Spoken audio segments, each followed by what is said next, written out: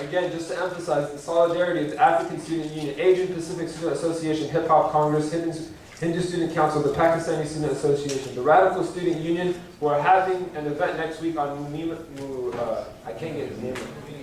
Mumia. We're going to have an event in commemoration of Malcolm X on him on Tuesday night. I think they have flyers with them that will be around, yeah? Yeah, there should be some later. There should be some later. Okay, so also, and then of course, then we also have the Vietnamese American Coalition, the Young Americans for Liberty, and the Workers' Student Alliance. So once again, thank you very much, and we will see you all for sure next week for George Galloway. And without further ado, Amir Abdel Malik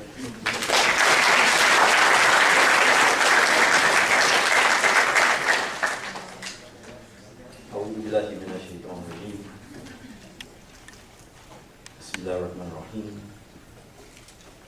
Alhamdulillah, ahmaduhu wa asta'inuhu wa asta'ihi wa astaghfiruhu wa u'minu bihi jalla wa ala wa la takfuruhu wa ashhadu an la ilaha illallah wa ashhadu anna Muhammadan abduhu wa rasuluhu.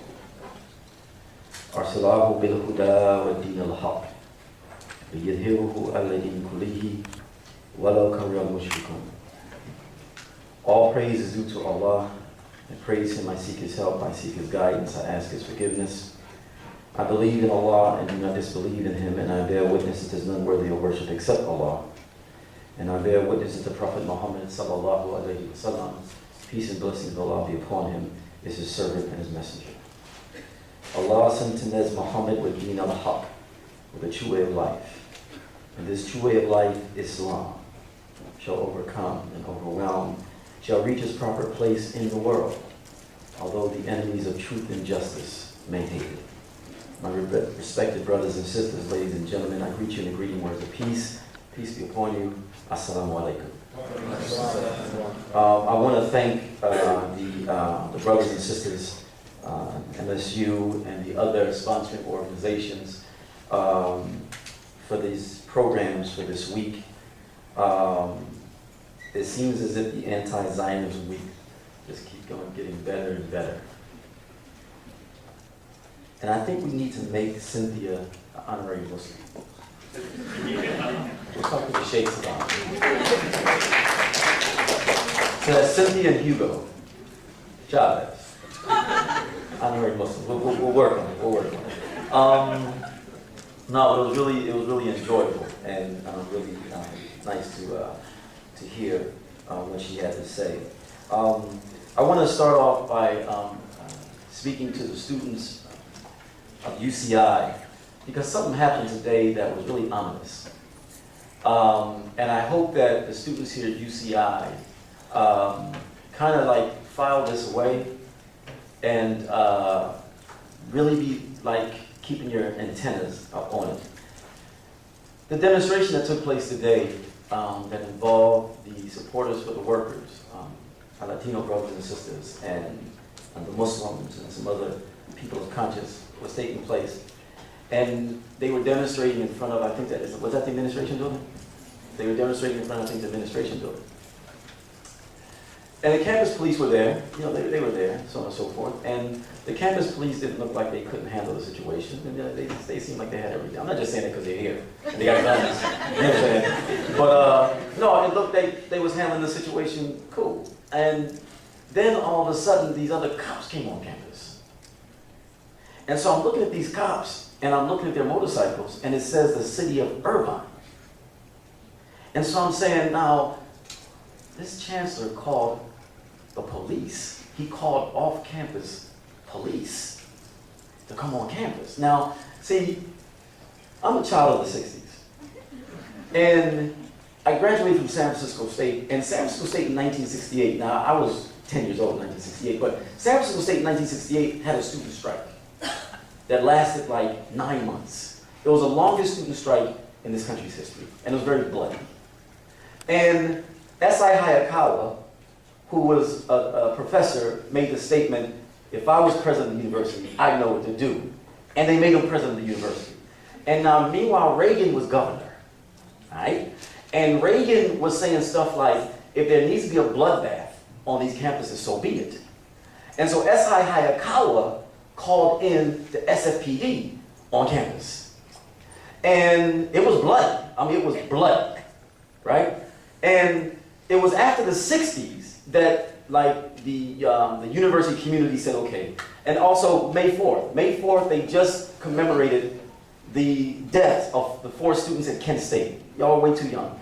But on May 4th, in 1970, in a protest that was taking place on Kent State University in Ohio, the National Guard was called on campus. In the 60s, they would bring National Guard on campus. They would bring city police on campus, right? And they had the city police mentality. The city police and campus police don't think exactly the same. I'm not just saying that because they got guns here, right? You know what I'm saying? This is for real. They don't have the same mentality. So they brought the city police on campus with the city-like mentality. And they was beating people up. The National Guard saw the demonstrators at Kent State, and the leader of the National Guard said, fire. And they opened up and killed 4 students on the campus, right? So there were songs about it. Now, 4 students also got killed at Jackson State, which was a black school, but they didn't talk too much about that. In the news and stuff, you know what I'm saying?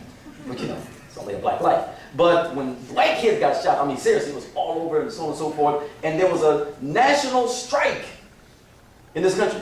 A national strike in which campuses, universities, and colleges all across the country went out on strike to protest what happened at Kent State. So after the 60s and early 70s, the universities started saying, okay, look here, we need to have our own police. We need to have our own police because we don't want our campuses becoming bloodbaths again, right? And so the fact that he called city police on campus today, that's serious business. The OGs in the house know what I'm talking about. You know what I'm saying? That's serious business. When you call the city police to come on campus, right? That's serious. You feel me? And so y'all activists on this campus, file that away. File it away. File that away. But don't let him do that again. Seriously, I know you're black. I know. But don't let him do that again. Because that's dangerous stuff.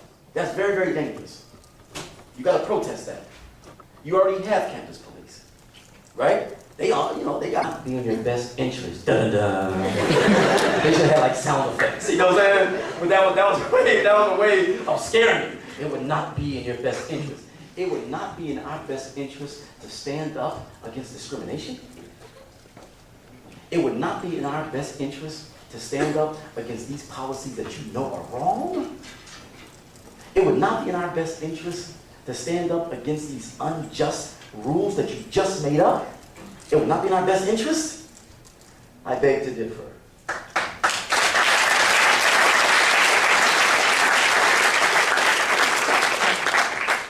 And they end up making the program even better. As a result of what they did, they made the program even better. And I hope, my Muslim brothers and sisters particularly, that you gain a lesson from that. That you gain a lesson from that. Because that's a lesson that you can learn and use out there in the so-called real world. That's a real lesson. If you're just going to school and you're just hitting the books and that's all you're doing, you're not going to get a lot of real lessons for the real world. You're not. I'm not saying don't hit the books. Parents, I'm not saying don't hit the books. Islam is peace. Islam is peace. I'm not telling them not to hit the books. I ain't telling them not to hit the books. I'm just saying, if you're coming to school and all you're doing is hitting the books, you're not going to get any, as many real life lessons. But when you're active and you're involved, you're going to get some real life lessons that you can take into